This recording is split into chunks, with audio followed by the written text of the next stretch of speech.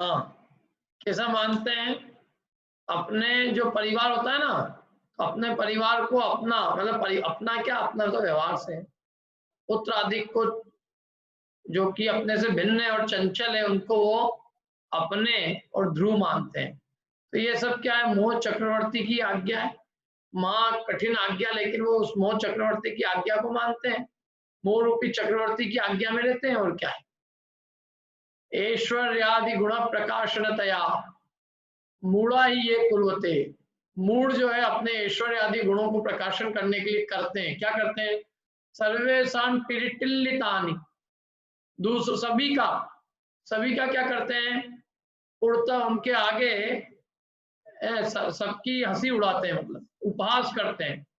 और नो व्यापदा पश्यंती, पुड़ता माने नजदीक आने वाली जो नरक की व्यापदा है उसको देखते नहीं है।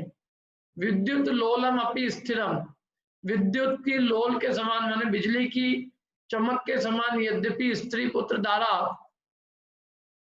स्त्री पुत्र अधिक क्या है? पुत्र दारा, पुत्र और दारा माने स्त्री, पुत्र स्त्री अधिक बिजली की चमक के समान चंचल है कि नहीं? चंचल बताओ, किसी का ठिकाना है?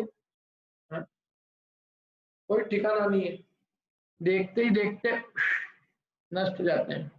जिस बच्चे के लिए आदमी बहुत मेरा बच्चा मेरा बच्चा मेरा बच्चा मेरा बच्चा, और बच्चा ही माँ को कहता है कि माँ तुम मेरे घर में नहीं रहोगी, बोलो, ये स्थिति है संसार की।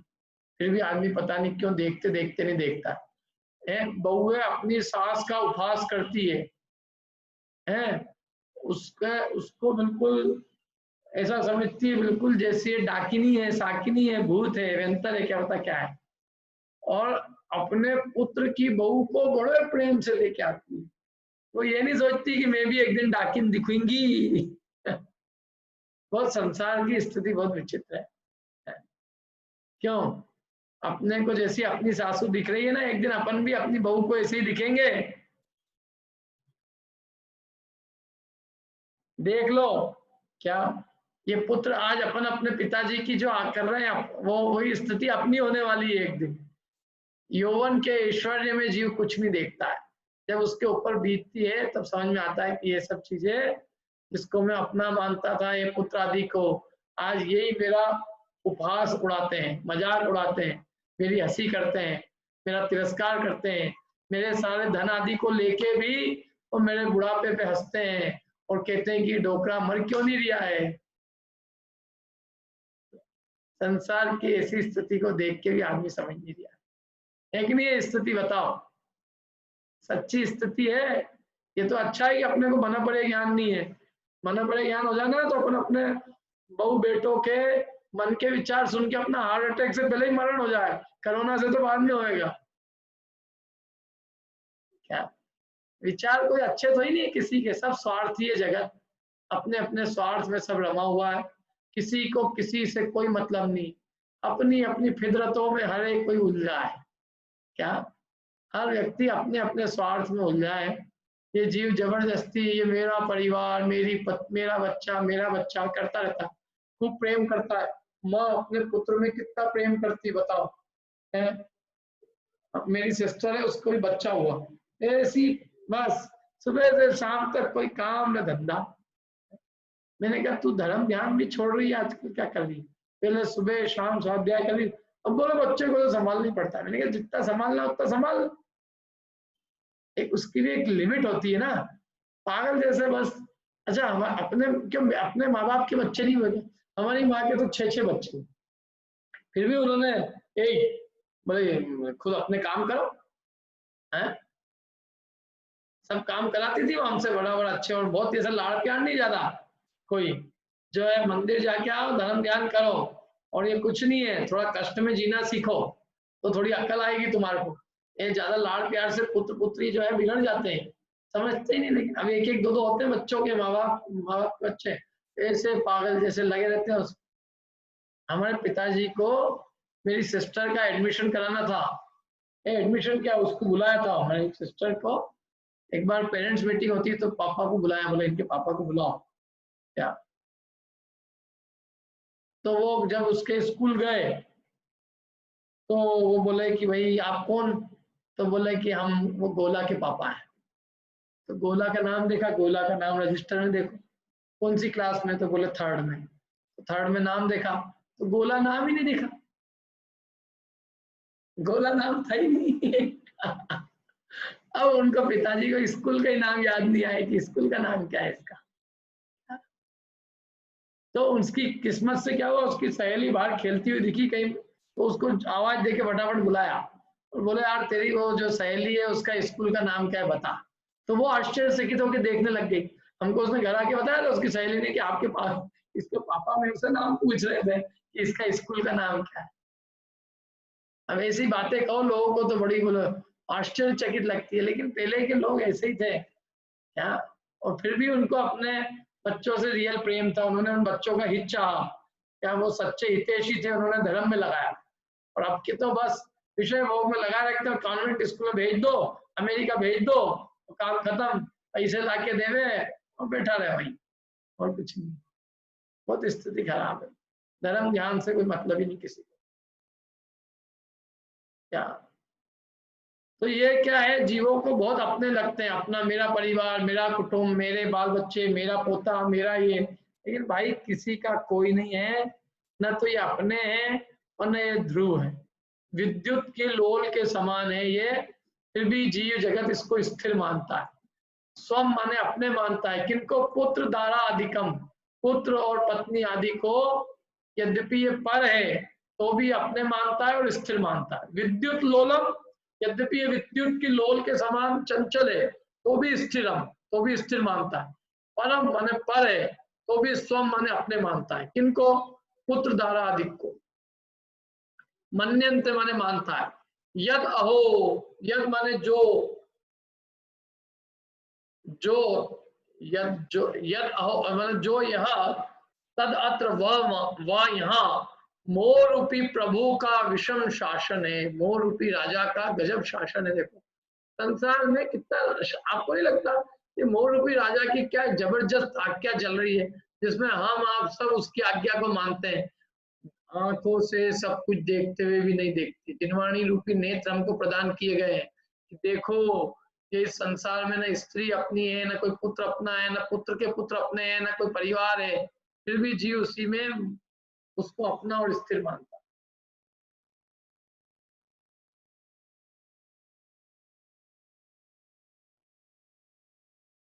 कौन पढ़ेगा?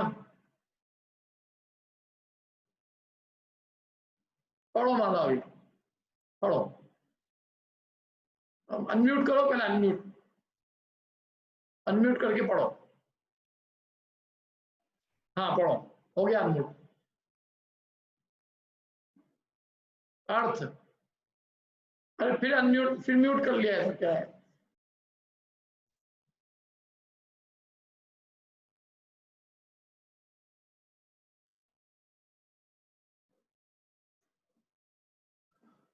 पढ़ो,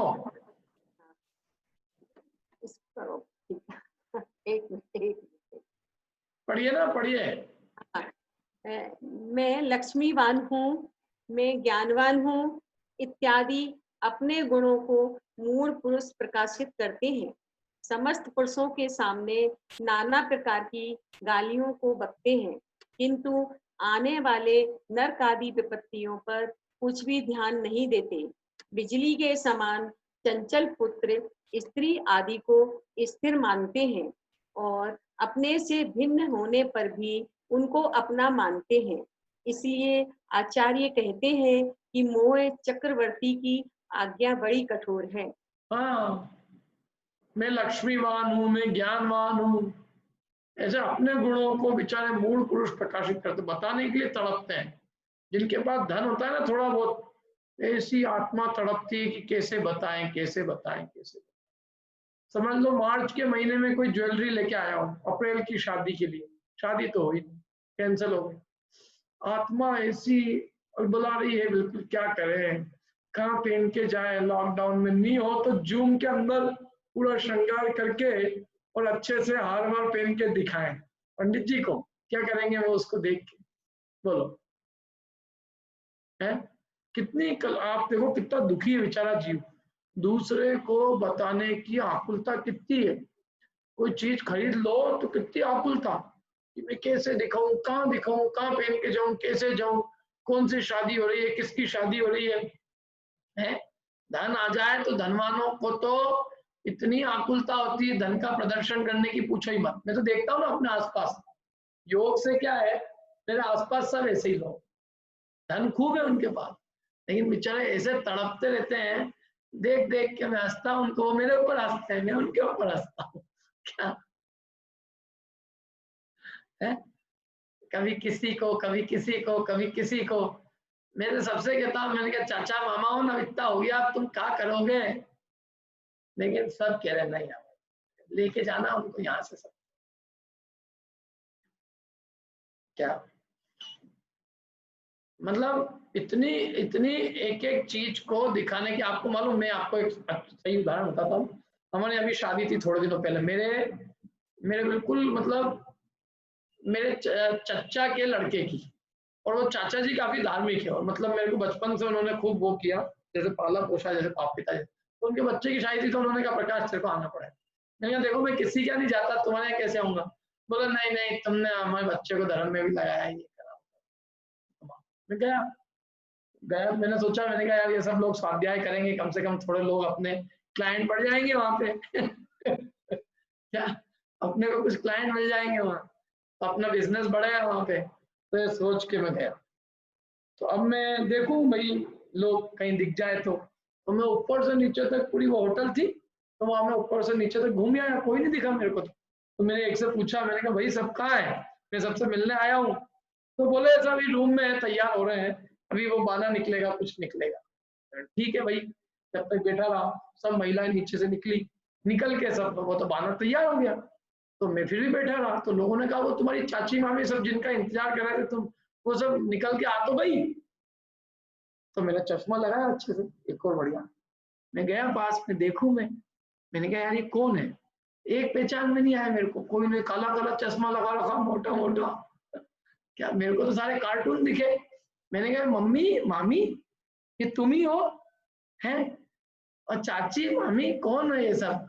एक कुटुंब का आदमी पहचान में नहीं आया, बोलो एक भी आदमी। क्या, थोड़ी देर में मैं तो आके मेरी सीट पे बैठ गया। मैंने कहा भगवान जाने किसकी शादी में आ गए अपन। है? फिर चलो एक हो गया, मैंने कहा अब एक बार कम से कम ये ड्रेस चेंज करके आएंगे, तो फिर सबके सब पहुंच गए। और फिर दूसरी 2 घंटे के बाद कुछ प्रोग्राम था, तो फिर वापस चालू हो गया उनका वही नाटक। फिर सब अपने अपने कमरे में घुस के, और फिर वही मेकअप और कपड़े, फिर दूसरी ड्रेस पहन के आ गए। दिन भर में 3 ड्रेस पहनी, और 5 मिनट भी मेरे को बात करने का किसी से अवसर नहीं मिला। वो हर जगह 2-2 घंटे में अपने कमरे में जाता, नीचे कपड़े पहन के आता, वो सब एक दूसरे को दिखाने के लिए पहन के आ जाते। और आश्चर्य की बात, कोई किसी के कपड़े नहीं देखता, सब सोचते हैं कि हमारे कौन देख रहा है, और कोई किसी के नहीं देख रहा। अपनी अपनी फितरतों में हर कोई उलझा है, जिंदगी हकीकत है। क्या, इसको कौन समझाए? वो बात है ना जो एक कव्वाली की, बिल्कुल सही है वो एकदम। सब अपने अपने में मगन है, किसी को कोई मतलब नहीं है, फिर भी पता नहीं जीव क्या मूड है? क्या लक्ष्मी, किसकी लक्ष्मी? और देखो एक उम्र होती है काला चश्मा लगाने की भी, है? अब बताओ आप लोग जो क्लास में आ रहे हैं, ये मैं किसी जगह पहुंच जाऊं, मेरे को पहचान में ही नहीं आए ये लोग कि ये अपने क्लास के लोग हैं। मेरे को शर्म आया, अपन चलो भैया अपने तो वापिस चलो, है? बड़ी विचित्र स्थिति है। तो यहाँ कह रहे हैं मूड लोग करे क्या, अपने आप को तो बताने के लिए, अपने अपने आप को, अरे अपना वैभव अद्भुत है, लेकिन अपनी आत्मा का वैभव है। ये कपड़े लत्ते से वैभव नहीं है, आभूषण से वैभव नहीं है, मेकअप से वैभव नहीं है। अपना वैभव अपने चैतन्य का है। ये जो शरीर है ना, ये जो देह है, अरे ये देह तो यूं ही नश्वर दुख रूप है, अपवित्र है, मलिन है, इसका क्या गर्व करना है? मैं लक्ष्मीवान हूँ, मैं ज्ञानवान हूँ, कई लोगों को ये मैं बहुत ज्ञानवान हूँ। ज्ञानियों को भी अपने ज्ञान को बताने की बहुत तकलीफ होती, बहुत बेचारे ये भी तड़पते हैं, पंडित तड़पता है आदमी, क्या करे?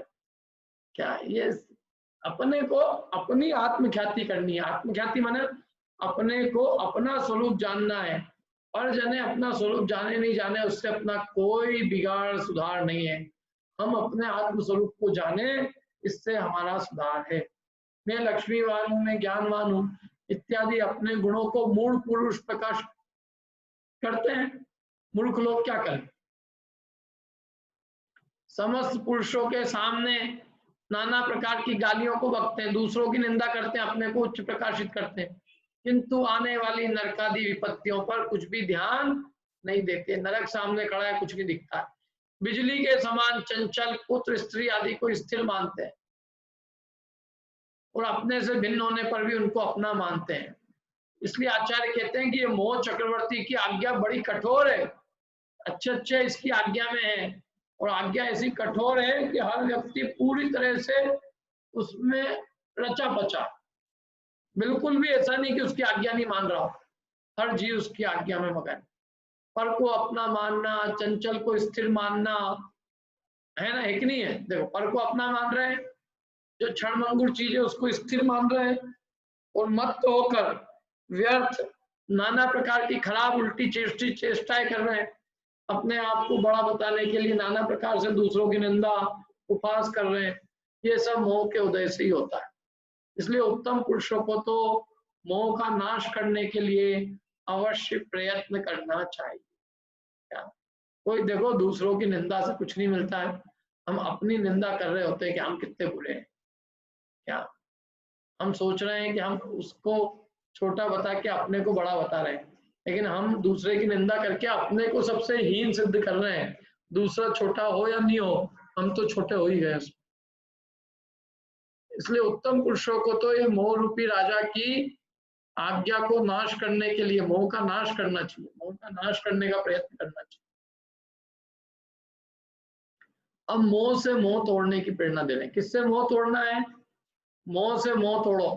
देखो, क्वयामा किम कुर्म कथम सुखम, अरे अच्छा लगा ये, क्वयामा किम कुर्म कथम सुखम किम च भविता कुतो लभ्या लक्ष्मी काइन्द्रपति सेव्यत इति विकल्पानां जालम जड़यति मन पश्यत सताम अपि ज्ञातार्थानां यः महत् अहो मोहचरितम्।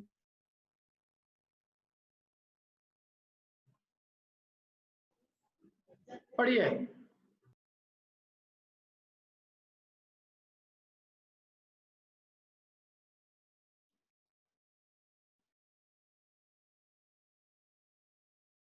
कम है।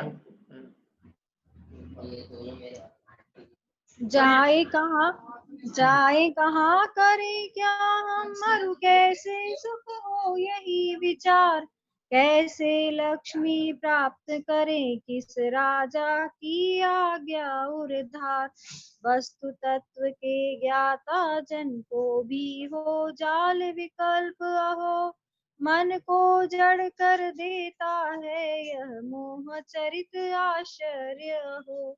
क्या गजब लिखा है। क्वयामा, क्वयामा मतलब कहाँ जाए, किम कुर्म क्या करें, कथम कैसे, ई इस लोक में सुखम सुख हो, कैसे इस लोक में सुख हो, किम च भविता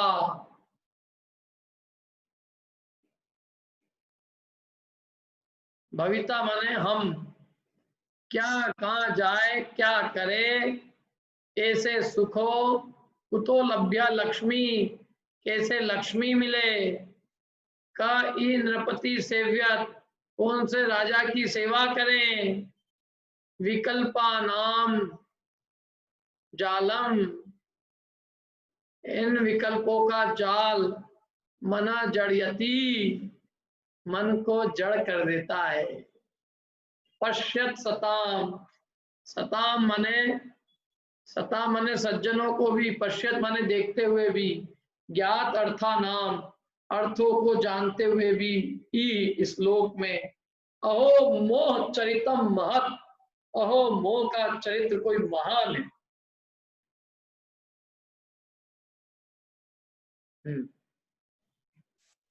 पढ़िए, क्या नाम, दीप्ति जी धीरे धीरे। हम कहाँ जाए क्या करें कैसे सुखी हो, किस रीति से लक्ष्मी प्राप्त करें, किस राजा की सेवा टहल करें इत्यादि नाना प्रकार के विकल्पों के समूह संसार में प्राणियों को उत्पन्न होते रहते हैं। भले प्रकार वस्तु के स्वरूप को जानने वाले मनुष्यों के मन को जड़ बना देते हैं। यह प्रत्यक्ष गोचर है।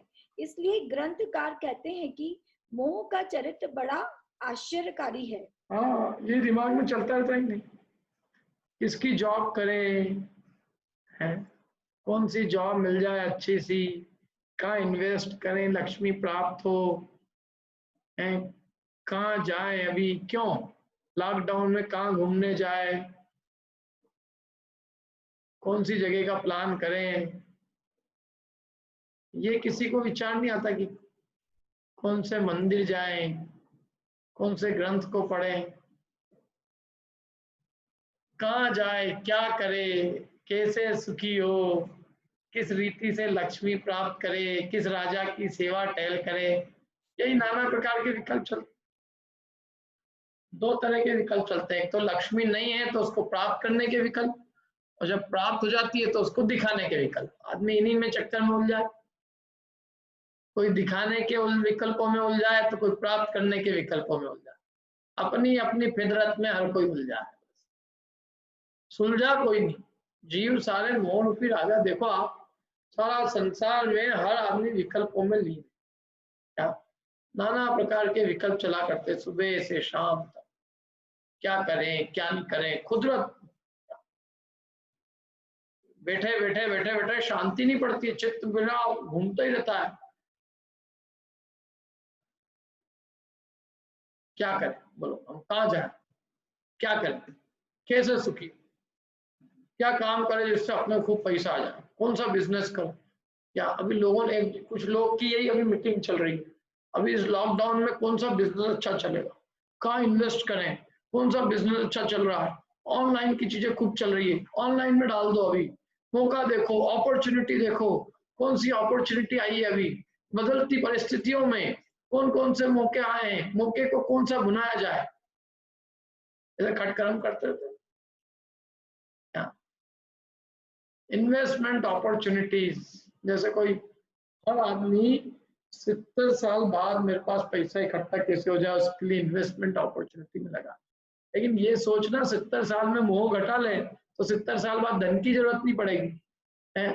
हम भी इन्वेस्ट कराते, तेरे को देख, हमारे धर्म में तू इन्वेस्ट कर तो तेरे को इतना धन लगेगा जो भी तेरे पास होगा कि वही बहुत है, और तू वो धर्म में इन्वेस्ट नहीं करेगा तो तू चाहे कहीं भी इन्वेस्ट कर दे, तेरे को 70 साल भी धन कम लगेगा।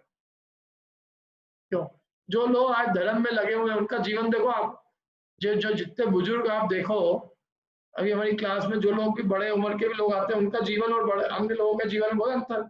हमारे भाई तिलक नगर में शाम को एक नीचे मंदिर के बाहर एक बैठती है, एक सभा लगती है, एक सभा क्या, और वो गोष्ठी के अंदर नाना प्रकार के देश की परिस्थितियों पे और सामाजिक राजनीतिक सारे विषयों पे गहन चर्चा होती है, और वो बेचारे जो है सारे राष्ट्र का बोझा अपने सिर पे लेके, समाज का, राष्ट्र का, देश की सबकी चिंताएं लेके और नाना प्रकार के विकल्प करते हैं।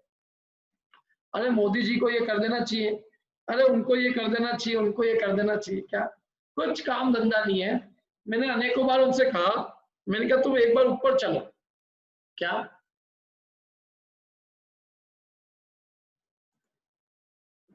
क्या करो,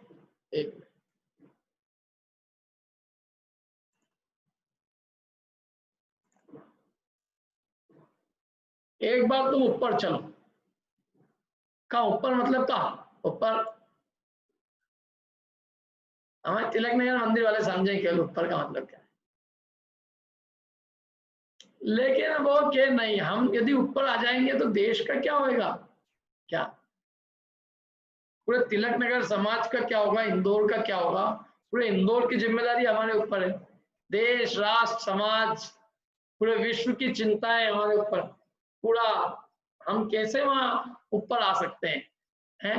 आप लोग तो क्या है बस अपने अपने कल्याण में लगे हो, लेकिन देश की भी तो चिंता करनी चाहिए, देश, समाज, राष्ट्र की, और कुछ नहीं है, बड़ी बड़ी उम्र के लोग, मैंने इतनी बड़ी बड़ी एज के लोग नीचे बैठ के, मंदिर के बाहर बैठ के, देखो क्या गजब बात, मंदिर के बाहर बैठ के देश कथा, चोर कथा, राष्ट्र कथा, भोजन कथा, ये कथाएं कर क्या कर।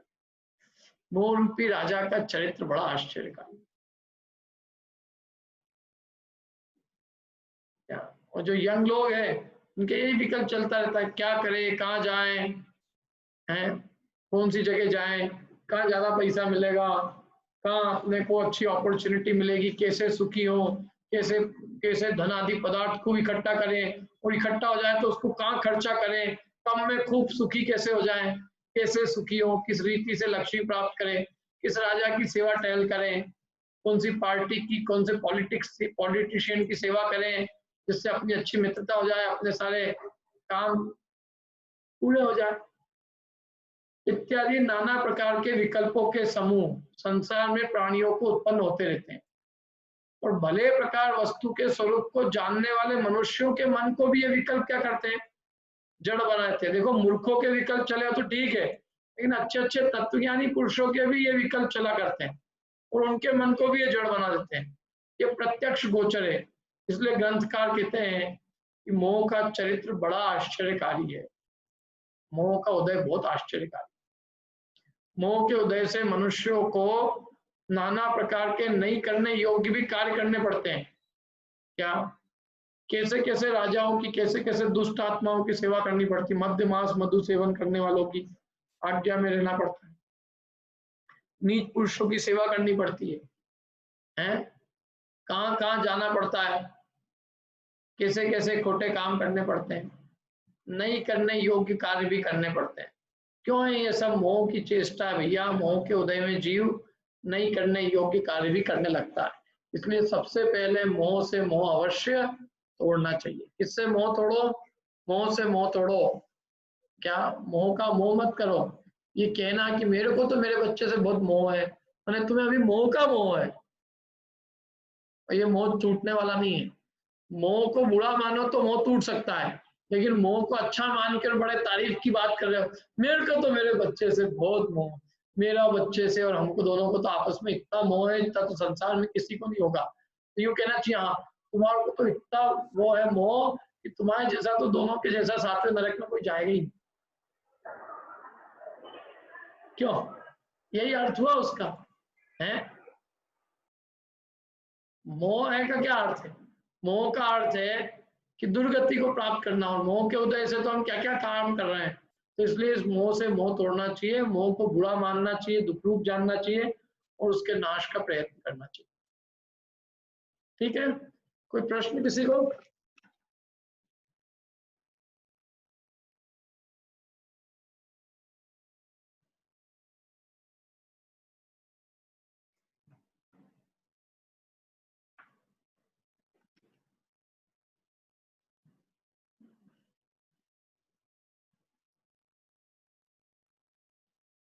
अच्छा, कलकत्ता में भी सेम है क्या अनुराधा जी?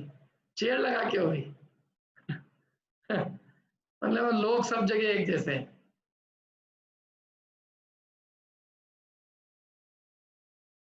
पूर्वी कह रही फेसबुक पे भी यही हो रहा है। चलो, जिनवाणी स्तुति कर लेते हैं, फिर कुछ प्रश्न तो बता देना। जावाणी के ज्ञान ते सूझे लो कालो, सोवाणी मस्तक नमो सदा दे तुम रो।